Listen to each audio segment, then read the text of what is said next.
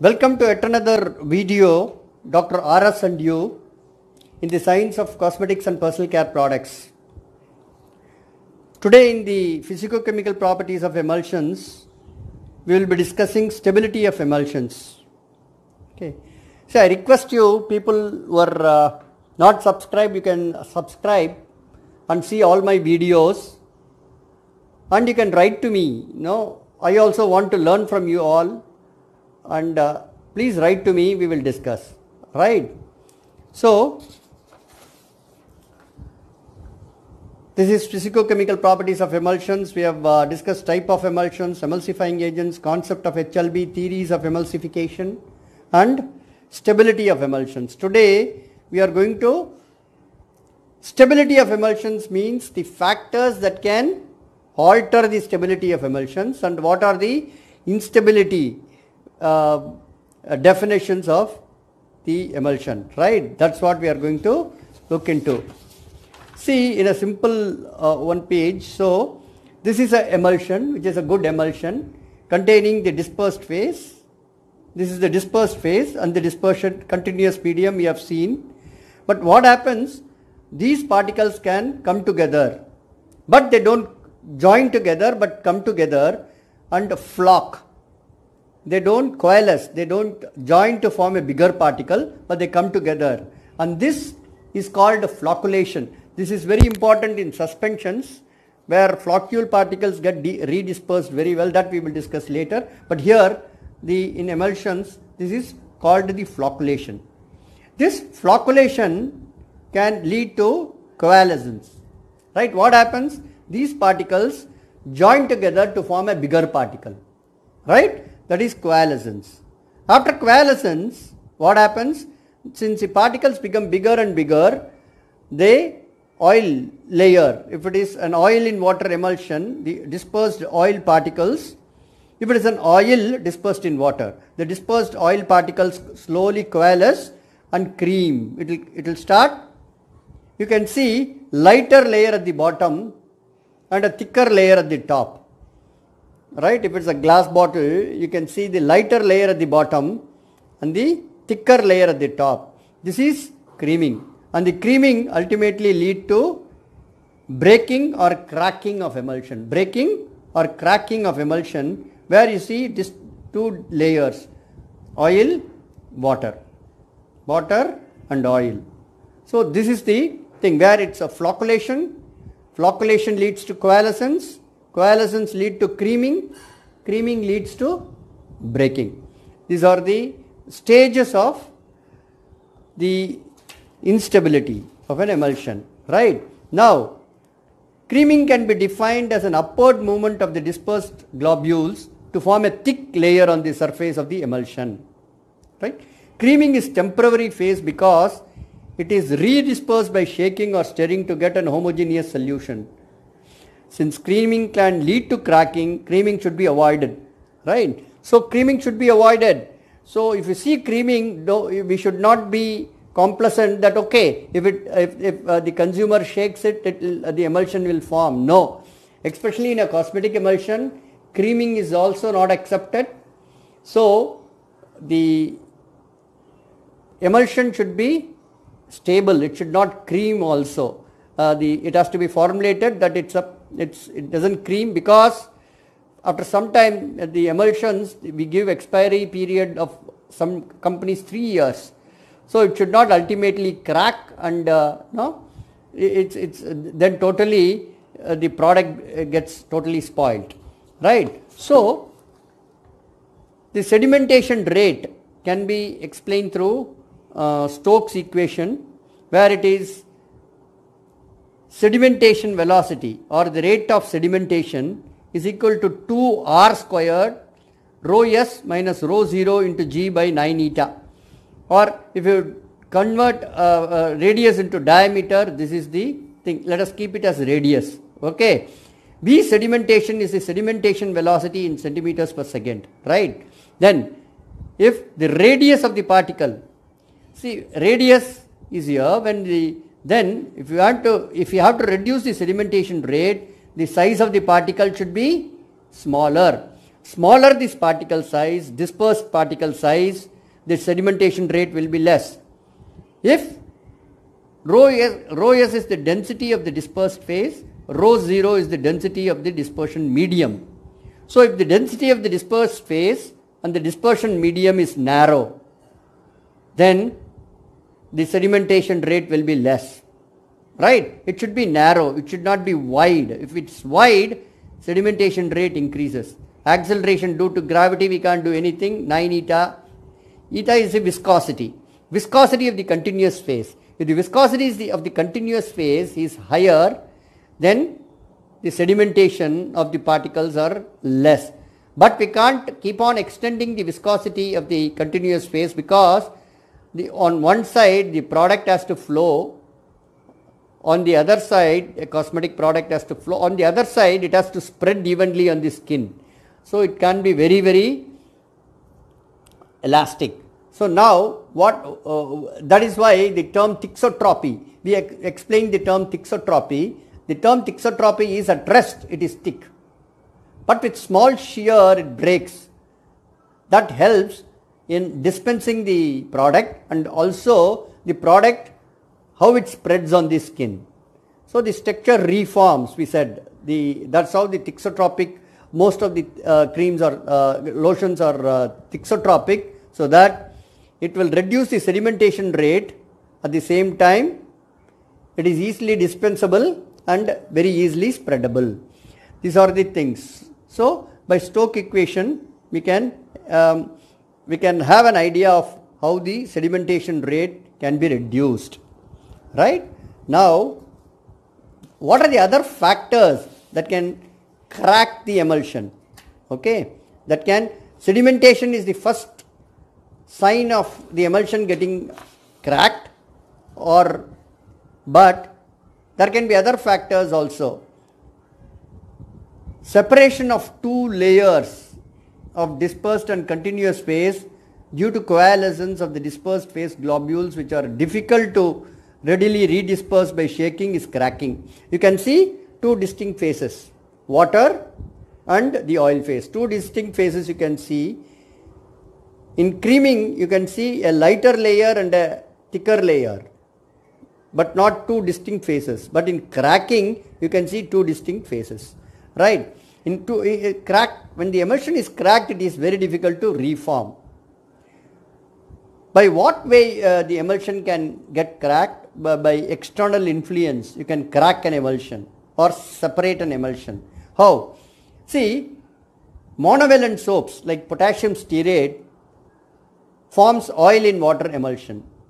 Right? Oil is the dispersed phase, water is the continuous phase. Divalent soaps like calcium stearate, we discussed, forms water in oil emulsion. It's reverse. When already a soap is emulsion is stabilized by a monovalent soap, you add divalent soap to that emulsion. What happens? That emulsion tries to inverse, and in the process it gets cracked. It can separate. That is one thing. Second thing is, for example, if your emulsion is stabilized by potassium stearate soap, right? If you add acid, it forms potassium chloride and stearic acid. Soap completely gets, the ester gets hydrolyzed. So what happens? Soap is the main emulsifying agent in the emulsion, and if that is chemically modified, right? No more the surfactant property is retained, the emulsion will separate.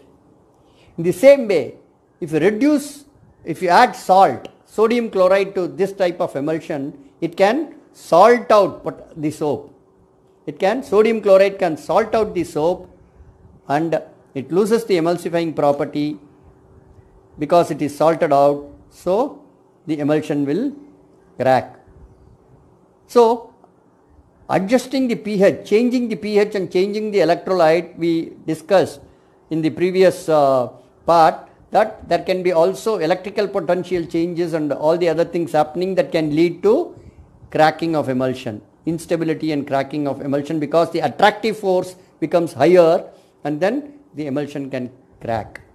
Right? So pH change, addition of electrolyte, right? Then adding emulsifier that forms opposite type of emulsion, right? Opposite type of emulsion. Then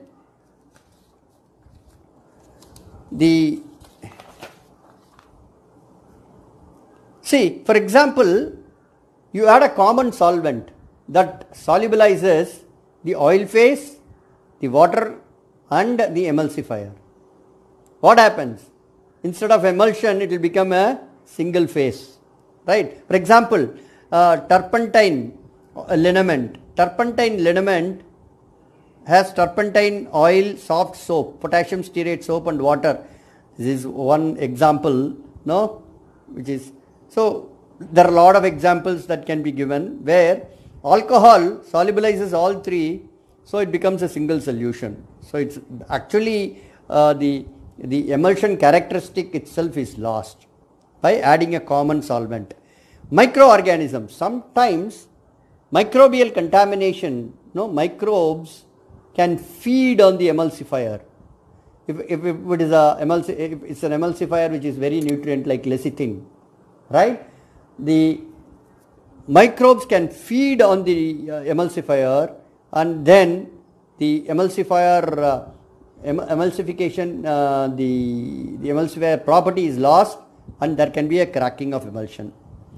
So change of temperature can cause many changes in the microstructure of the emulsions. It can cause changes in the viscosity of the emulsion. So we saw when the viscosity is less, viscosity drops, there can be sedimentation, right? Stokes' law we saw.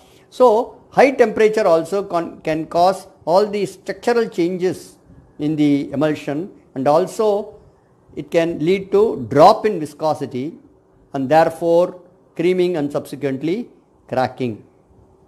So by creaming an emulsion